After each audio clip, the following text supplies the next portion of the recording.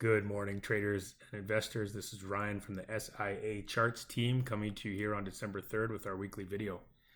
The UK became the first Western country to approve a COVID-19 vaccine yesterday, with the regulators clearing Pfizer and BioNTech's shot to be rolled out next week. A vaccine approval in North America in the near future could potentially trigger positive investor sentiment towards sectors and stocks that have been unfavorable due to the lockdown. To help track this potential rotation from the stay-at-home economy tech stocks, let's look at four U.S. indices, the Russell 2000, Dow Jones 30, S&P 500, and the NASDAQ 100, in a comparison to see how performance has been in 2020 using their respective ETFs on a weekly time frame. On all four of these ETFs, I've marked a green line where markets dropped off from back during the week of February 20th at the start of the pandemic to show how much prices exceeded these prior highs. Starting with the Dow Jones and its ETF symbol DIA, which has been the weakest index, having only advanced a measly 2.2% above prior highs. The Dow has recently traded above the 300 psychological level intra-week for 2 weeks now, but is yet to have a weekly close above this important round number. The IWM ETF tracks the Russell 2000, which is made up of 2,000 of the smallest cap stocks and is often used as a benchmark for small cap stocks in the US.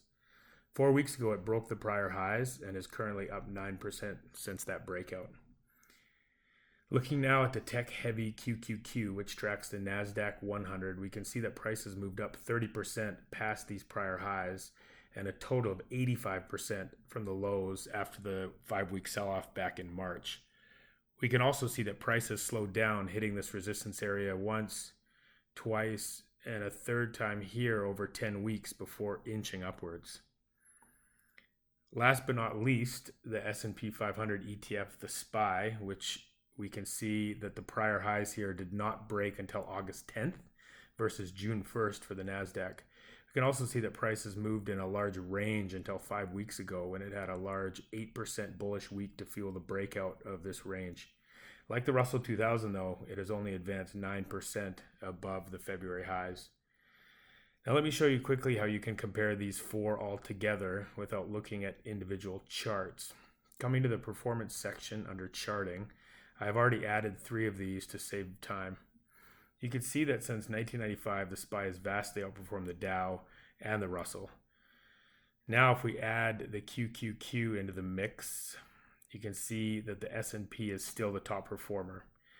But what is interesting and can be used for timely research is coming down to lower time frames, such as the 3-month. We can see that since September, the Russell has been the top performer by quite a large margin and trending higher. Stocks, other ETFs, and mutual funds can all be charted and compared using this tool. If you wanted to dive into the individual stocks within these and other indexes, SIA has over 580 reports on the platform that are ranked each night using our proprietary relative strength technology. If you are a portfolio manager or a registered financial advisor, give our technology a try during a free 21-day trial to see how the power of our platform can enhance your practice. And until next week, take care and always strive to manage your risk in the markets effectively.